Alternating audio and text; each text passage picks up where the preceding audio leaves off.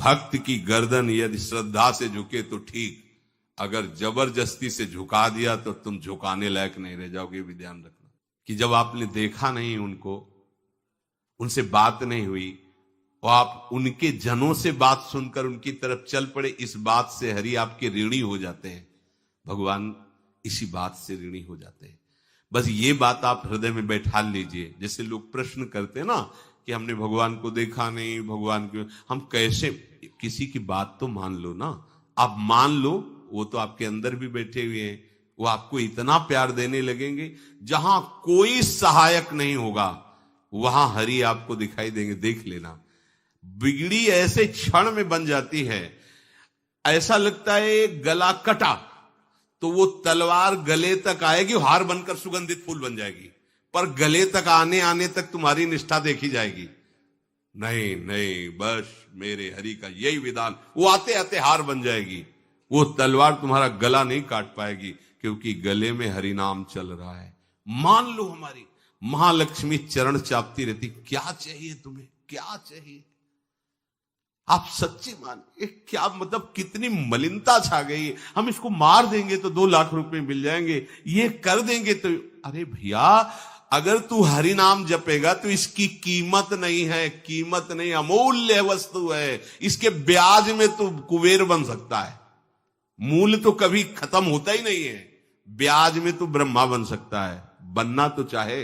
भक्तजन तो कहते हैं नहीं चाहिए मुझे ब्रह्मा का पद, परमेष्ठी पद, नहीं चाहिए सम्राट पद, नहीं चाहिए योग की सिद्धियां, मुझे प्रभु आपकी दास्ता चाहिए। ये बात कितना महासुख होगा उस भक्त को जो इन बातों को कह रहा है, नहीं चाहिए मुझे मोक्ष सुख नहीं चाहिए। वो ऐसे थोड़ी कह रहा है, श्रद्धा से नहीं कह रहा, अनुभूति से कह रहा है, मुझे नहीं चाहिए ये सब, इनमें वो सुख नहीं है जो आपके चरणों के समीप रहने में सुख है। नहीं सत्संग भजन नहीं हरि को, श्रवण न राम कथा अनुरागी, सुत बीत दार भवन ममता निसि सोवत अति न कबहु मति जागी। अरे तेरी बुद्धि सो रही है, जगा दे। पुत्र में, रुपया में, स्त्री में, जिसने मकान में, इसमें राधा नाम पर विश्वास कर लिया है, सबकी जितने सृष्टि में पैदा हुए, देखो अगर केवल सत्संगी की नहीं होती। ऐसा चमत्कार दिखाने वाला आपको मिले ना, छोटी मोटी वस्तुएं प्रकट कर दे और फिर पता चले बहुत बड़ा जादूगर है, और वो तुम्हें बता दे कि तुम ऐसा करो कि नींबू मिर्च काट के ऐसे से, आप जरूर करोगे। एक अहमता, आपको उस पर विश्वास हो जाए। अगर वो कह दे कि आप जो है काले घोड़े की नाल की अंगूठी पहन लीजिए, और आप जरूर ऐसा करेंगे। अब वो कह दे इतना तेल दान कीजिए, वो ग्रह नक्षत्र अनुकूल हो जाएंगे, आप जरूर ऐसा करेंगे, क्योंकि आपको इस असत्य धारणा पर विश्वास नाव लगा दें तो बच जाएगा। सच्ची मानिए, यदि आपको ऐसा विश्वास हो जाए कि परम जादू मिल गया राधा, अब हम नाना प्रकार के तैराकों को बाहर तैनात रखें, जब तो किसी को जादू सिद्ध होता है ना, तो जानते हो कैसा होता है? अगर सुखी जो उस मंत्र का अधिष्ठात्र होता है वो उसके अधीन हो जाता है, ना डूबना रहेगा। किसी भी जादुई चिराग में, किसी भी मंत्र तंत्र में, जितने भी हैं उसमें जानते हो क्या होता है? उसमें होता है पहले उसकी परीक्षा होती है, स्वप्न में जो उसको धारण करना चाहता है। यदि उसमें पास हो गया तो जो उस मंत्र का अधिष्ठात्र होता है वो उसके अधीन हो जाता है, जो बोलता है वो सुखी हो जाएंगे क्या, समझना। इसीलिए कोई साधु जो भगवत मार्ग का पथिक है वो कभी सपोर्ट नहीं करेगा जाओ ऐसा, वो जाओ ऐसा ही है जैसे उस स्वप्न में समुद्र में डूब रहा है, बाहर से हम जल जहाज नाव तैराक सब लगा रहे हैं, लेकिन वो नहीं सुखी होगा, क्योंकि उसके सुख का कारण तब बनेगा जब स्वप्न हटे। स्वप्न तब हटेगा जब वो जागे। जो सपने सिर काटे कोई, बिन जागे दुख दूर न होई, तो उसको जगा दो। साधुजन क्या करते हैं? जगा देते हैं उसको। जागो, कहां मोह निशा सब सो निहारा, देखे स्वपन अनेक प्रकारा, यही जग जामिन जागे जोगी। योग भगवान से जो तुमने वियोग कर रखा है, तुम जगो। जे ही जगोगे तो जे ही जाने जग जाए हेराई, जागे जथा स्वपन भ्रम जाई। कोई नहीं यहां। एक कल श्लोक, मत्तः परतरम नान्यत किंचिदस्ति धनंजय, मेरे सिवा कोई नहीं। ये कब पता चलेगा? जागने पर। तो हमें ये बहुत कुछ दिखाई दे रहा है, स्वप्न है। उमा कहूं मैं अनुभव अपना, सत हरि भजन जगत सब सपना। तो बोले तुलसीदास हरि नाम सुधा तजी, सठ हठ पियत विषय विष मांगी। अगर कहीं संतों के पास भी गए तो क्या मांग रहे हैं? हठ करके विषय विष मांग रहे हैं। वो आत्मदेव नाम के एक ब्राह्मण थे, सब कुछ समृद्धि थी, संतान थी नहीं, बड़े दुखी गृहस्थी में। हमारा कुल चलाने वाला होना चाहिए। बड़ा भ्रम बैठा हुआ है, हमारा कुल चलाने वाला नहीं तो सब बेकार, जीवन ही बेकार हो गया।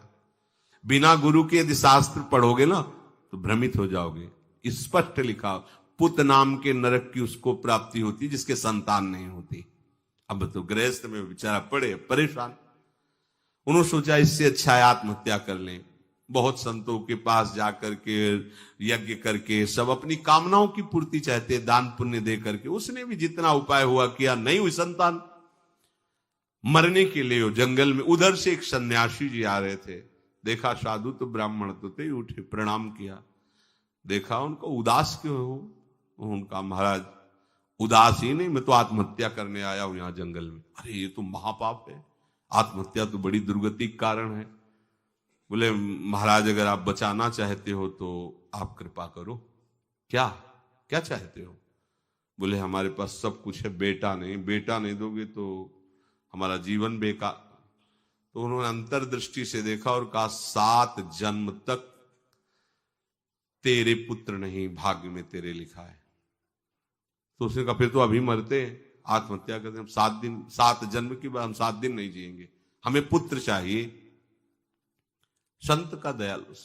देखो जिनके पास तपस्या और भजन का धन होता है, जब भगवान अधीन है तो कुछ भी कर सकते हो, कुछ भी कर सकते हैं।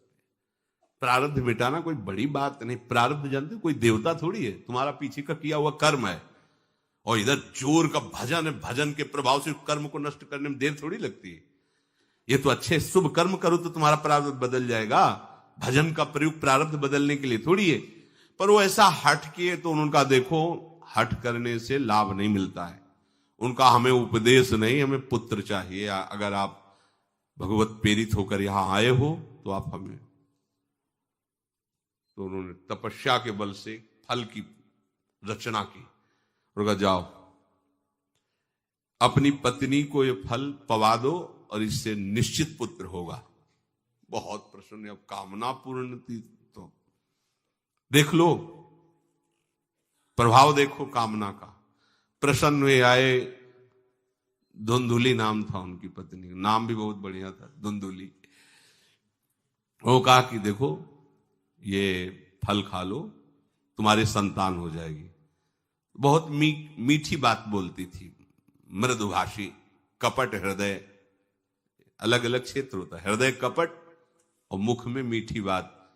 बहुत संभल के व्यवहार करना चाहिए ऐसे लोगों से। मधुरिया बानी, मीठी, क्या मृदु भाषा। नहीं प्रीतम, आप चिंता मत करो, फल ऐसे थोड़ी खाया जाता है, नहा धो के पवित्र होके फिर। हाँ उनका ये बात, तो आप अपने काम में लगो, हम पा लेंगे ऐसा। अब आपको विश्वास है? बोले विश्वास तो है, इसमें क्या विश्वास, आप भी तो चाहती ना पुत्र हो। बोले हाँ। वो जो ही गए सो अपनी बहन को बुलाया और कहा सुनो, अभी तो हम 4-5 रोटी कढ़ी चावल सब पा लेते हैं, पूड़ी खीर पुआ। जब गर्भ रहेगा तो पेट तो उसी से भरा रहेगा, तो हमारा भोजन रुक जाएगा। बोले हाँ ये तो बात है। जब पेट बढ़ेगा, अगर घर में आग लग गई तो फिर हम भाग नहीं पाएंगे, तो हम जल जाएंगे। ये निगेटिव सोच वाले लेते। और पंडित जी तो इसी बात में लगे कि गर्भ रह जाए तो क्या करें, तुम्हारा हम खाएंगे तो है नहीं पक्की बात, पर करे तो क्या करे। पंडित जी को कैसे सब, तो उनका देखो एक बात है, हमारे गर्भ है, हमारे कई लड़के हो चुके हो, गरीबी है ही है हमारे यहाँ, तुम कुछ पैसा दे देना और ये नाटक करना कि मैं गर्भवती हूं। बच्चा समय होने पर हम पहुंचा देंगे, हम घोषित कर देंगे हमारा बच्चा मर गया। तो पंडित जी को तुम नाटक में बताते रहना कि गर्भ है, बच्चा हो जाए, पंडित जी कह देना बच्चा हो गया है, तो बोले दूध पिलाने की समस्या आएगी, तो बोले ये तुम कह देना कि पहला पहला बच्चा है, हमारे वक्षा स्थल में दूध नहीं, हमारी बहन का था तो मर गया बच्चा, तो उनको बुला लेती तो बात बन जाएगी, बढ़िया बात हो गई। परीक्षा के लिए फल गाय को खवा दो, गाय को खवाया, ठीक समय पर गोकर्ण जी प्रकट हुए, दिव्य तेजोमय बालक, कान केवल वो गाय के, बड़े ही विद्वान और भगवत भक्त संत के द्वारा।